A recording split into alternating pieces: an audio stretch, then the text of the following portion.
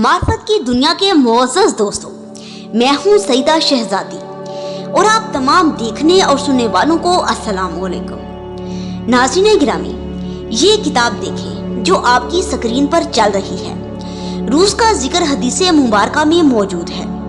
आपको साफ नजर आएगा कि हदीस में ये लिखा हुआ है कि रूस का ताले मनहूस है, इसका लश्कर सरनगू होगा, वो अजम पर गलबा पाने के लिए नदामत का शिकार होगा और इसके दो अजीम वाक़े होंगे। पहला वाक़या तो ये होगा कि मुल्क के मुख्तलिफ इलाकों में इख्तलाफ होगा, इतना इख्तलाफ होगा यहाँ तक कि हुक्मरान इन्हें ख़त्म करने से आजिज़ आ जाएंगे। फिर पे दर पे मुख्तलिफ अमराज फैल जाएंगे। ये उस तरफ इशारा है जो कोरोना वायरस पूरी दुनिया में फैला हुआ है। फिर जानो माल का हसारा होगा। नाज़रीन गिरामी, ये वो इलामात हैं इमाम महदी अलैहिस्सलाम के ज़हूर की जो पूरी हो चुकी हैं।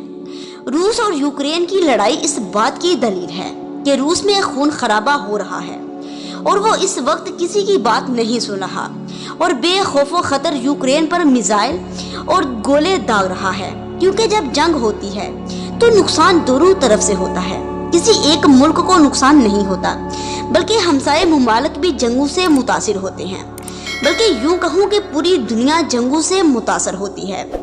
नाज़रीन गिरामी, इमाम महदी अलैहिस्सलाम के ज़हूर की आमद करीब है और दुआ है कि अल्लाह इमामत के 12वें ताजदार को जल्द अज जल्द रूहे ज़मीन पर भेजे ताकि हर किसी को इंसाफ मुयस्सर हो। अल्लाहुम्मा सल्ली अला मुहम्मद व आले मुहम्मद व अज्जिल फरजहुम।